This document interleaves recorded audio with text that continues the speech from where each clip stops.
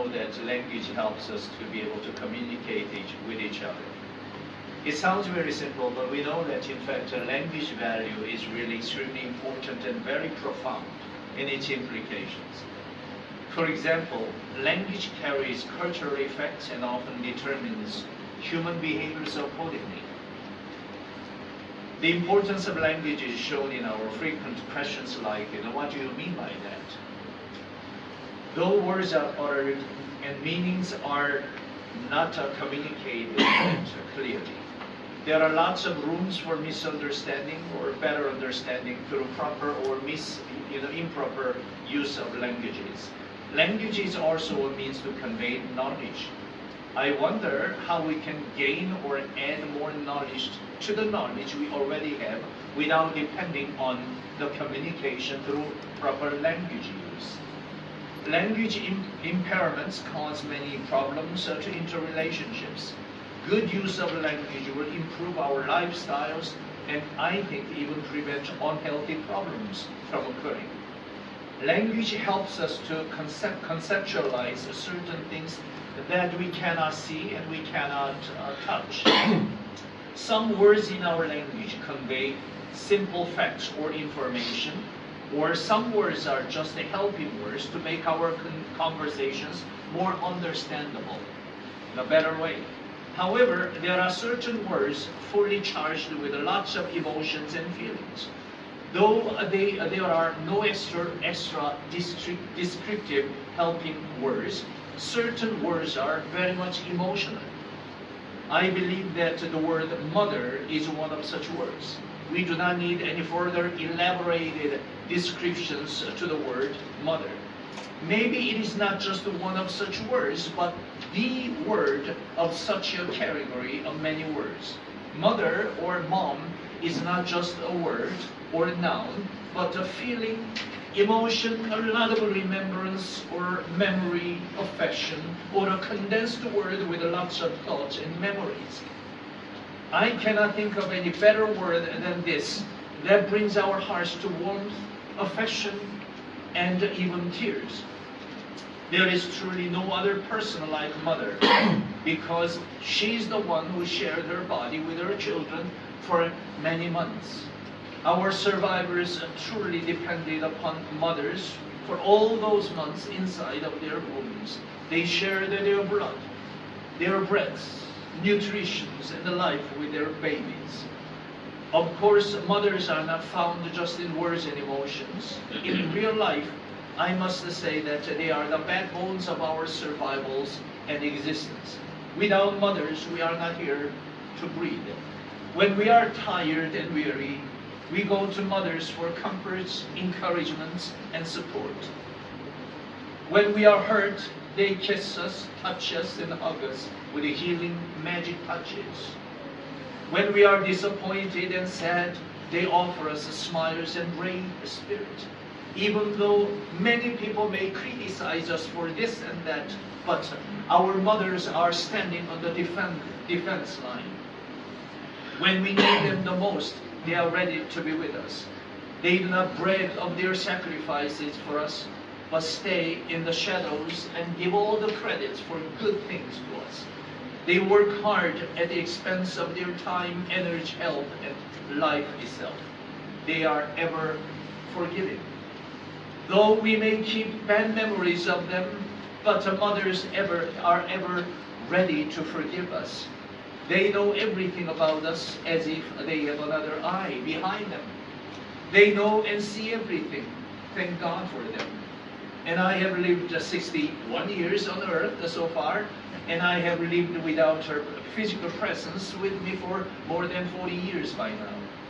If you ask me if the memory of my mother has been faded away as time went by for such a long time of her physical absence, more than 40 years, I would say that my tears will be my answer for that. Some good days I think of her, and some bad days I also think of her. In the middle of the night, some nights I think of her. Out of blue, I remember her. Mothers are like that. When I see some good traits in some other ladies, I see my mother. We are sometimes wondering where they get strength and power for their small and tiny bodies. They become giants for their children. Their short height and petite body size are not matters to them at all. They truly represent all the courage, bravery, love, and affection we can possibly imagine and know of. I would like to think about mothers today, as we had Mother's Day last week, and I'm sure that you were able to listen to your pastor, passionate message on this, probably this topic. I'm not sure what he preached about the last week, but I just assume that it was the case. So based on chapter 21 in the second Samuel, the book of 2 Samuel, I would like to talk about family and mothers in particular. The first point I need to share with you is that families are bound together. Verse 1 in chapter 21 says, "Then there was a famine in the days of David, 3 years, year after year, and David inquired of the Lord, and the Lord answered, It is for Saul and for his bloody house, because he slew the Gibeonites." Well, there was a famine to the families in Israel. We do not find any time indication when it happened in this particular context. There is no clue as to what part of David's reign the events of this chapter ought to be assigned. We know that one particular family was eventually stricken by the whole event we are going to study this morning, but the effect of this event came upon the whole nation, not just one individual or one family, because the whole country was, in fact, one large family. We know that one particular family was eventually really stricken very much. As a nation, the children of Israel formed a community of God's people and shared every incident together, whether it was good or bad, as a family. After all, the people of God made up one community. And there were sorrows in all families in that particular land at that time. There are at least two kinds of sorrows we can find from this particular verse. The first one is mentioned as a sorrow. It is coming from a famine in the land. And this famine was for 3 years. The expression year after year in verse 1 indicates that the duration of famine was 3 consecutive years, which maximized the impact from the famines, as you can imagine. This famine could not but be a national disaster or emergency. If there is 1 year of famine, though it is hard to bear its effect, the people still are able to bear it. However, if there is another year of famine, they are in danger of consuming the seeds for the following year. They are in danger of losing everything, in fact. And so that the danger of starvation is truly compounded. If there is another year of famine in the 3rd year, then it means a serious danger of the very existence of the people as a nation. So sometimes we hear about famine or drought from African continent. First year, suffering. 2nd year, they are using all the seeds, possible seeds, seedlings, to be consumed for their meal. And in the 3rd year, if there is more famine, that means that people are actually dying. And that dire situation is found within this particular context. We also must notice that usually famine is caused by drought. As long as there is enough water, there is a chance to cultivate the plants and raise crops. When I was serving in Africa, I was told by African pastors that in the middle of the worship service, if rain starts to come down, then everyone runs to their field and they begin to sow, corns or something like that. Because if they lose that opportunity, then they will suffer greatly. So including pastor himself, everybody goes out to the field. That much rainwater is extremely important. However, without water, there is no possibility to produce anything from the land. It means that the people also suffered with the drought at this time of David's days. So there was no food and there was no drinking water. The Mosaic covenant indicated that famine would come from God's hand as a judgment for sin. Deuteronomy 28:23 and 24 say this. And thy heaven that is over thy head shall be brass, and the earth that is under thee shall be iron. The Lord shall make the rain of thy land powder and dust. From heaven shall it come down upon thee until thou be destroyed. So instead of rain coming down from heaven, actually drought is coming down from heaven. So their land is going to be like a powder and the dust. The cause of the famine was to be investigated. David inquired of the Lord as a king concerning the reason for this famine. He was responsible to look after his own people. It is an indication that David thought of the famine seriously and considered it coming from the Lord. He wanted to find out the reason why. God's answer was very clear. In verse 1, 2 Samuel chapter 21, second half of the verse says, "It is for Saul and for his bloody house, because he slew the Gibeonites." This answer reveals both the offenders and the offense against God, and why God had to punish the land in such a severe manner. We need to know that both Saul and his house are named as the culprits. Our careful observation must tell us that it was not just the sin of Saul as an individual. His house was involved in this offense. So King Saul and his bloody house.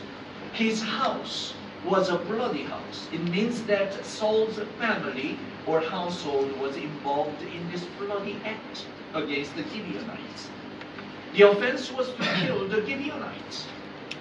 The offense was murderous. From the expression bloody house, we have an impression that the killing was unjust and unlawful and unfair. The victims were the Gibeonites. We should know that this offense or murderous act brought the divine judgment and punishment upon the whole nation of Israel.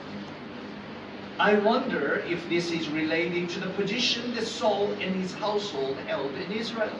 Because Saul was a king, so king is representing the whole nation, so national sin is being represented by King Saul, and so as a result, King Saul was punished, and his family members were punished, and the whole nation was punished. And what is it? Saul was a king, the head of the nation. Thus his offense affected ill consequences upon the whole country. The whole nation suffered collateral damages caused by King Saul and his household. Or it could be a natural development that the whole nation suffers when its king is evil. We have seen such incidents quite frequently in the scriptures. By the way, such a development is not found just in the Bible stories, but everywhere in fact. When a leader of a country is sinful, his whole nation suffers. We have seen it from North Korea. A leader is bad and evil and wicked, the whole nation suffers. When a leader of a country is sinful, that is the consequence. Likewise, when a father is irresponsible and commits evil offenses, his whole family suffers together with him. Hence, we find another significant relation between offender and consequences. King Saul and his household sinned, but the whole nation suffered as a result. Sometimes in such a case, we want to ask a question. Is there any justice? Is it really fair that the whole country suffers? We must know that sin also produces unwanted and even unexpected consequences to the people and the society where the sinners live in. It is more than possible that unfaithful father causes suffering and traumas to his family, including children. There is one particular pastor whom I loved for many years in Adelaide, and he passed away a few years ago. He was much senior than me. One of his children, daughter, actually married to an American pastor, and in fact the family visited Adelaide, so I did have an honor to have him to my pulpit, and he was able to deliver a powerful message. But after he left Adelaide a couple of years later, I heard that he died. And he left his wife with 3 children, and youngest one was like 2 or 3 years old. And he was killed by a car accident on the highway in America, and by a drunken driver. So someone irresponsibly drank so much alcohol that he decided to drive on the highway with full speed, and so this innocent man got caught in this accident, and so he was killed by that car accident. It was not necessarily because of this pastor's sin or wicked behaviors, but it was a collateral damage made and caused by this wrong man who decided to drive under the influence of alcoholic beverages. Well, we should know why killing the Gibeonites was especially significant here. Isn't it true that Saul fought against many tribes in the land of Palestine? Why was it so significant that he killed the Gibeonites, and God was gravely offended and offended? As a result, he decided to judge and punish the nation of Israel. The Gibeonites were the victims of premeditated murders here. We know from the book of Joshua, the children of Israel made a treaty with them for protection, not for killing. Though it was a foolish treaty on the part of Israel, it was made with an oath to God. Thus, Israel was obligated to guarantee the safety and protection of the Gibeonites in their midst, while these people are living in the midst of the children of Israel. When the Israelites took possession of the land of Canaan, the city of Gibeon was allotted to the territory of Benjamin, and it was also set aside for the Levites. It is interesting. They were assigned to live in the piece of land which belonged to the tribe of Benjamin, and we know that King Saul was coming from the tribe of Benjamin. So there was a kind of close relationship. Gibeon was the hometown of Saul's forefathers. So 1 Chronicles chapter 8, verses 29 and 30 do show us that Gibeonites were in the midst of the Benjamites, and they were closely related to each other. A point we must be able to see is that the land of Gibeon and the Gibeonites in Gibeon were directly related to the welfare of the tribe of Benjamin, or more directly to the house of King Saul. It could be one of the reasons why Saul committed such heinous sins of murdering the people in the city. He must have been in contact with the Gibeonites, but somehow, probably he grew up in some sort of hatred toward the Gibeonites. There must be a personal ill feeling against the Gibeonites. I do not know the reason why. I did not know why he had such a ill, feeling toward the people. And King Saul's murder of the Gibeonites was a sin of passion. This is an interesting thing. If you read verse 2, 2 Samuel chapter 21, verse 2 says, "And the king called the Gibeonites, and said unto them, Now the Gibeonites were not of the children of Israel, but of the remnant of the Amorites, and the children of Israel had sworn unto them, and Saul sought to slay them in his zeal to the children of Israel and Judah." You need to pay attention to the second half of verse 2. King Saul sought to slay them, murder them, kill them in his zeal to the children of Israel and Judah. The state of his mind was zealous. He had a zeal in his heart, as you know here. And zeal itself is not good or bad. It's not necessarily bad, evil, wicked, or good. King Saul was zealous for the children of Israel and Judah. It seems that he thought of his actions as a part of his service for his countrymen, both the northern kingdom of Israel and the southern kingdom of Judah. Of course, at that time, the kingdom was divided, but his passion for Israel was covering the whole land. However, such a patriotic and loyal service for his people by killing the Gibeonites was sinful and wicked in the eyes of the Lord which deserved even to bring the divine judgments upon the whole nation. So even in this case, regardless of his personal views of Gibeonites, the action, the motive, cause behind his killing actions was his zeal for his own people, Israel and Judah. It's quite interesting. He committed the sin of genocide against the Gibeonites because of his passion, because of his zeal for his own people. We must be reminded of the importance of the statement in 2 Samuel chapter 21, second half of verse 2. And the children of Israel had sworn unto them. So that's why Gibeonites were supposed to be protected. They were not supposed to be killed. This statement is contrasted with a subsequent statement, and Saul sought to slay them in his zeal to the children of Israel and Judah. So in the middle of the verse talks about the Israelites' obligations to keep and protect the children of the Gibeonites. But the last part of the verse says that King Saul killed them for his passion, zealously for his own people.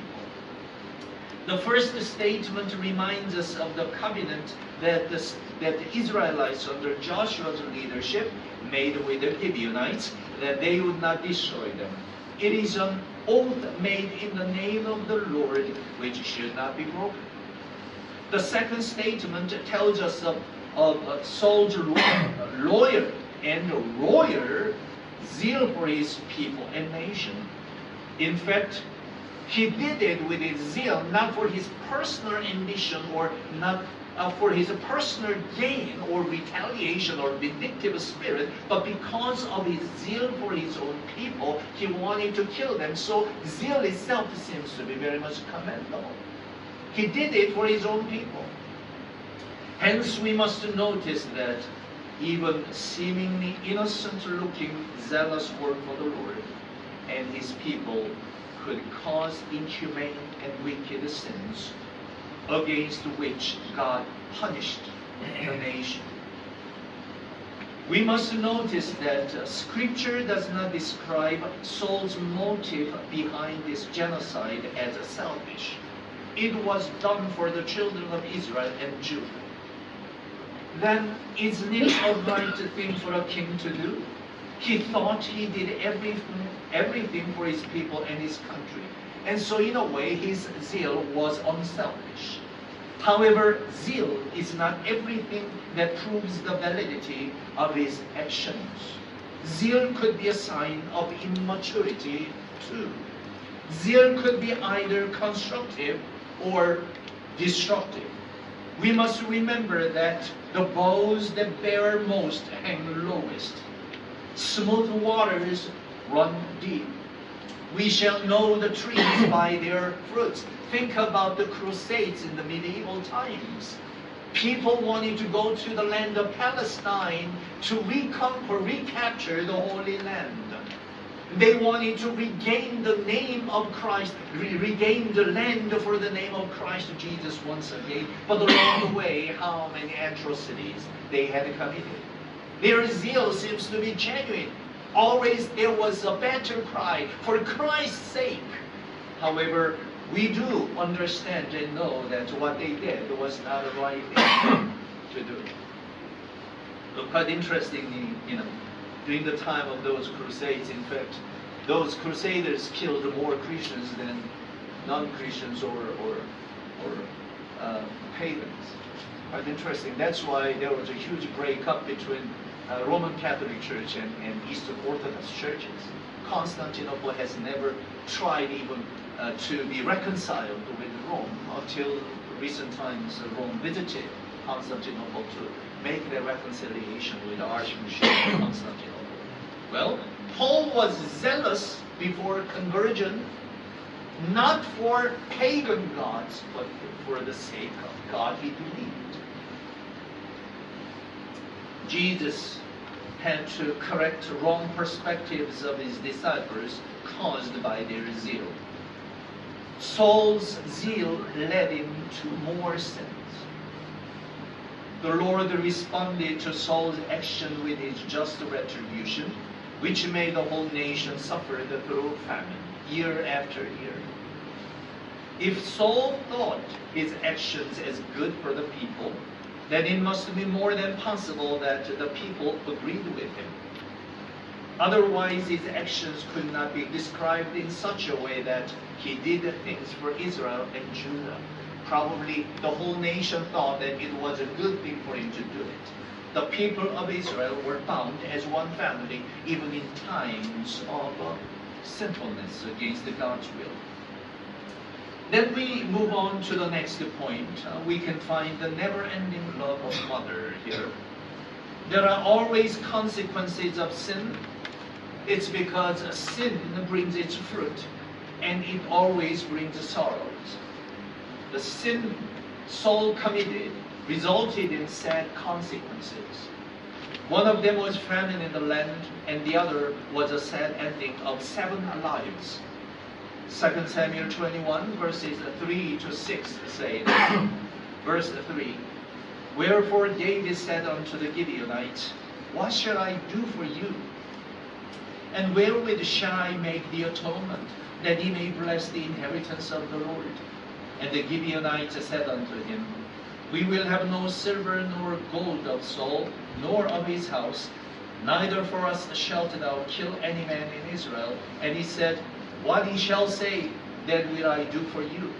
And they answered the king, The man that consumed us, and that devised against us, that we should be destroyed from remaining in any of the coasts of Israel, let 7 men of his sons be delivered unto us, and we will hang them up unto the Lord in Gibeah of Saul, whom the Lord did choose. And the king said, I will give them. The tragedy swept over the families in Israel. David had to find a solution to end the famine. So he asked the Lord for reason why there was a punishment from him, and the answer was given. As a result, he had to find the solution. So atonement had to be made, because there was a demand from the Gibeonites. Atonement had to be made, and the people of God needed God's blessings again as a result. The Gibeonites demanded justice, fairness,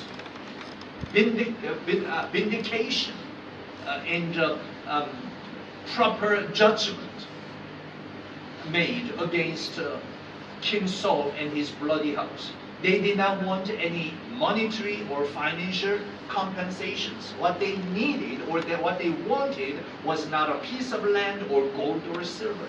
They did not want any innocent lives to be lost because of their case. They requested to David that he should not kill any man in Israel, but they wanted 7 men of King Saul's sons.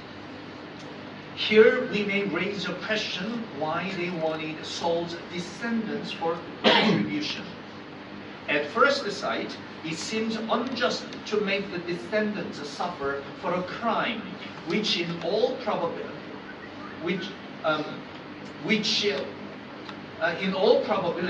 originated with Saul himself. It may give us a hint that Saul was not the only one who committed a sin of genocide against the Gibeonites. Probably that was implied in the phrase King Saul and his bloody household. How could we think that Saul went to fight against them alone? The most probability is that he went out with people, including his children and grandchildren, and probably his children and grandchildren played a very significant role in this genocide. It explains why the whole nation suffered, and King Saul's sons and grandchildren were the major demands from the Gibeonites. It is more than possible that the sons and grandsons were the instruments of his cruelty, the willing and zealous executors of this bloody rape. They wanted to hang them in Gibeah of Saul, whom the Lord did choose. We must see that their demand was in line with God's justice. It is because the Lord sent the nation serious famine, and the Lord did not bless the nation of Israel. That's why David said in verse 3b, "Wherewith shall I make the atonement, that ye may bless the inheritance of the Lord?" The Gibeonites did not hesitate to mention the name of the Lord in verse 6 in relation to Saul. He was the one whom the Lord chose. Therefore, Gibeonites demand sin to be divine plan for his retribution, judgment, and retribution was made. So verses 7 to 9. But the king spared Mephibosheth, the son of Jonathan, the son of Saul, because of the Lord's oath that was between them, between David and Jonathan, the son of Saul. But the king took the two sons of Rizpah, the daughter of Aiah, whom she bare unto Saul, Adonai and Mephibosheth, and the 5 sons of Michal, the daughter of Saul, whom she brought up for Adriel, the son of Barzillai, and Meholathite.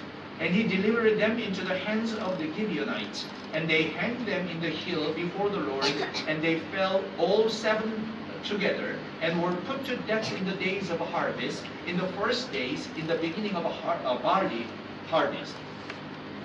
Here, King David purposefully spared somebody from this particular death list.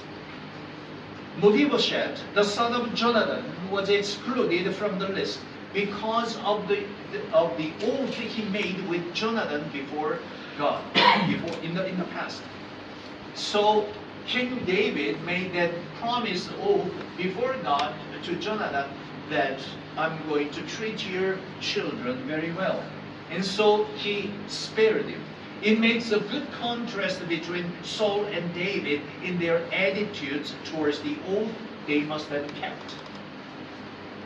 2 sons of Rizpah, the daughter of Aiah, were taken, and their names were Armonai and Mephibosheth. 5 sons of Michal, the daughter of Saul, were given to the Gibeonites. Michal's 5 sons were from Adriel, the son of Barzillai, the Meholathite. Let's see here, just probably I do not need to tell you this, but just in case later on, if you are coming across to this passage with certain questions, you may be wondering about certain facts in this particular passage of the scriptures, so I think I'd better mention it to you. In fact, Adriel's wife was not Michal, but Mira, Michal's sister. But here, the children are mentioned as Michal's children. It appears that Michal brought up her nephews. In some unknown reason, Michal brought them up under her care. And so that's why they are mentioned as her sons. The Gibeonites hanged them all before the Lord. So execution was done by hanging, and it was done before the Lord. So we must be able to see that this act was not done as kind of foolish human vindictive spirit, but it was a justice served by God's people in line with God's will. This very expression indicates that the 7 sons were not victims of injustice.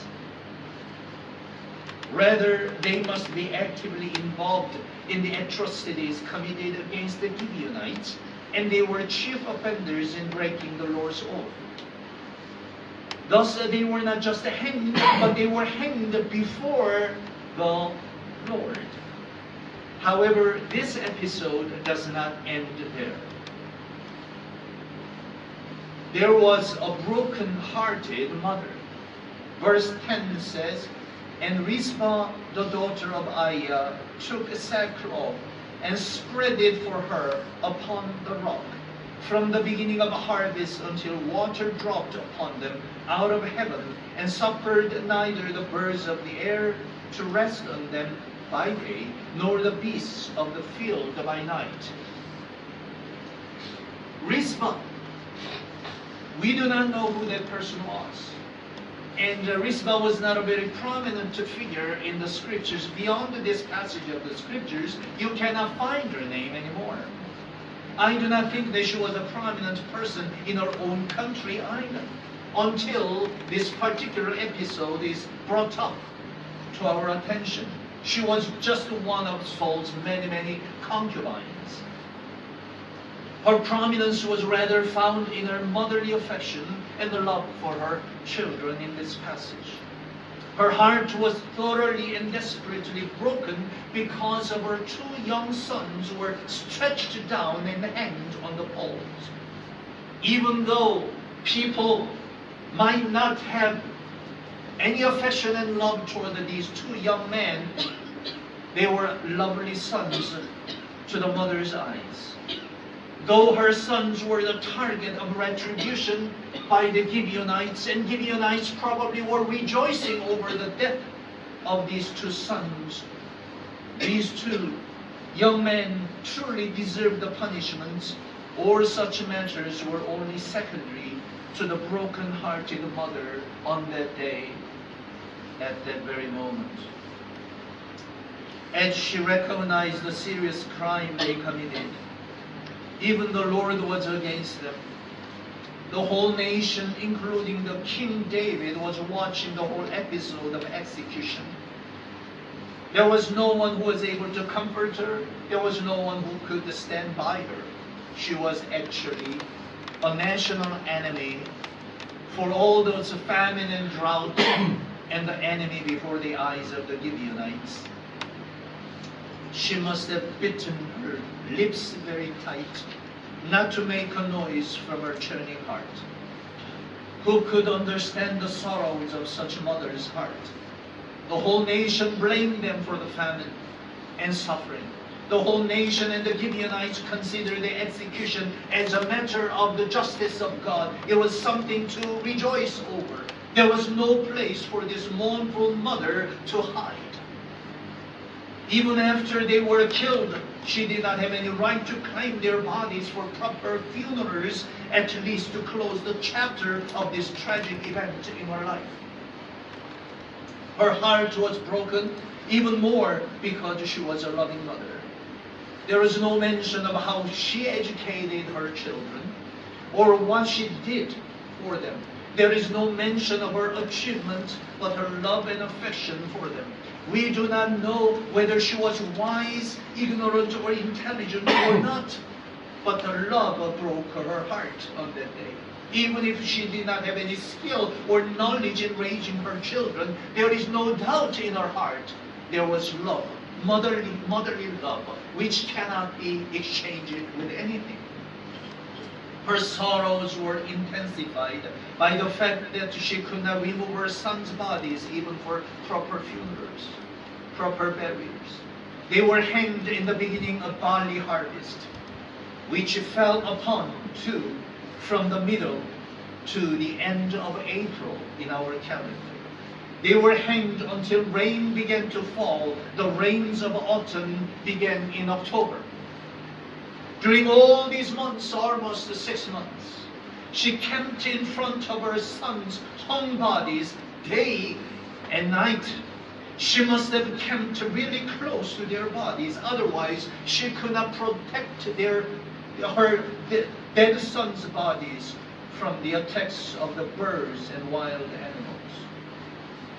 Deuteronomy 28:26 says, "And thy carcass shall be meat unto all fowls of the air, and unto the beasts of the earth, and no man shall fray them away." There were many wild animals in the biblical land around this time. We hear about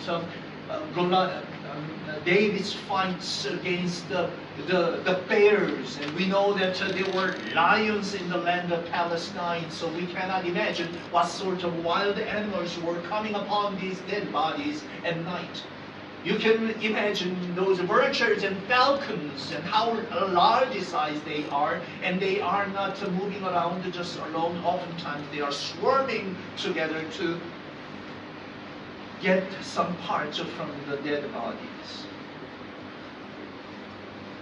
Mother Rizpah kept birds and wild beasts from devouring her beloved sons' bodies. Even though everybody hated them, mother loved them. She could not bear the thought of their hanging there for the vultures to tear their flesh into pieces and devour it. And she determined to keep watching over them and driving forth the foul birds of prey. Day in and day out, she chased them away. I do not know how such a woman, without being a military person, military kind of attack, and fighting skills and so on. I don't know how she was able to fight against those wild animals and vultures day and night. How afraid she must have been at night in the open space, alone. Who could and who was willing to stay together with her at night, the near of those dead bodies? How much fear she must have had in the pitch dark night, all alone she did it. She had to bear the heat of the daytime in such a rough climate. She had to bear the cold air at night, but she did not give up. She was sustained by one thought, that she must keep her sons' bodies from becoming the animals' prey. It is mother's unconditional love. Though I said that she camped near to her sons, we need to see how it looked like. Verse 10, the first part of the verse says, "And Rizpah, the daughter of Aiah, took a sackcloth and spread it for her upon the rock." There was no comfort for her whatsoever. I wonder how and what she was able to eat. I wonder how she quenched her thirst in that dry land stricken by famines. Who was merciful to her, if there was any?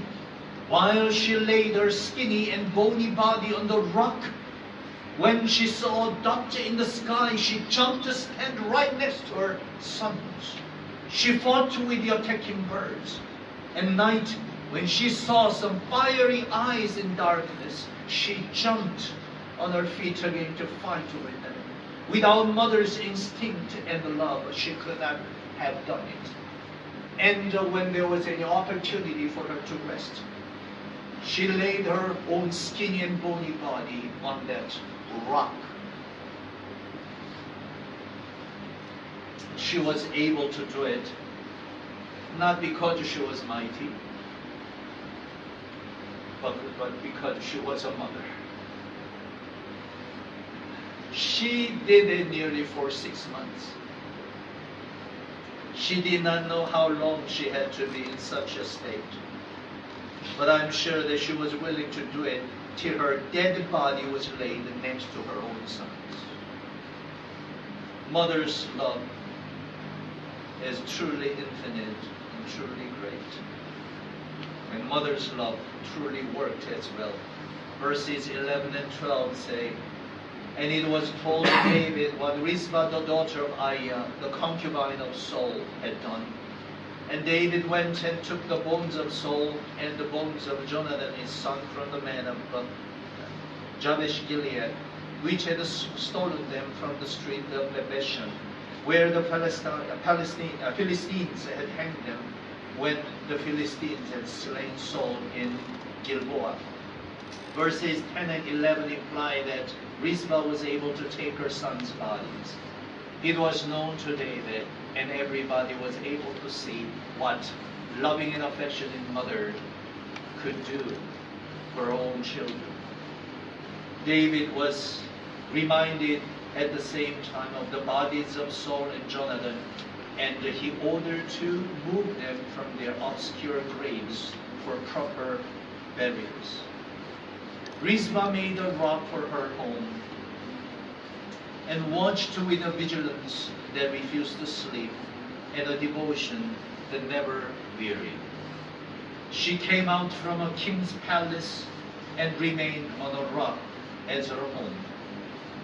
And her sons were cursed, because cursed ones are the ones who are hanging upon a tree. John Randolph once said in quote, I should have been an atheist if it had not been for one recollection, and that was the memory of the time when my departed mother used to take my little hand in hers and cause me on my knees to say, Our Father which art in heaven. End of quote. When General Grant was at West Point, he wrote to his mother, in quote, Your kind words of admonition are ever present with me. How well do they strengthen me in every good word and work.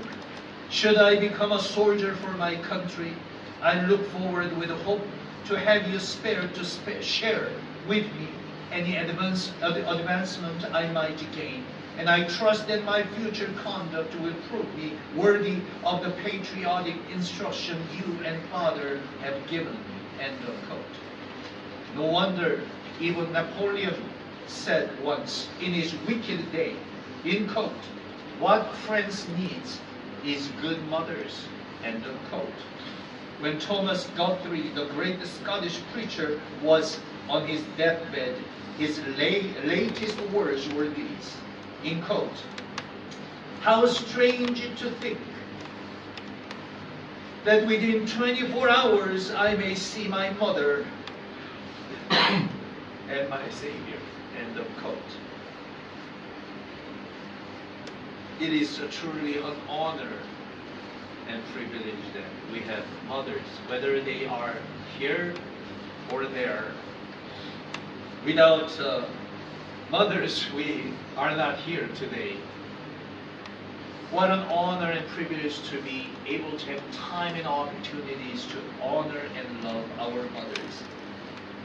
And we ought to give our love and respect to our mothers. Thank the Lord for mothers. And thank the Lord for all the ladies God has brought into our lives. What a precious memory we have about our mothers. When you have opportunities and I have opportunities, I think we ought to honor and respect and love our mothers. Let us look to the Lord in prayer.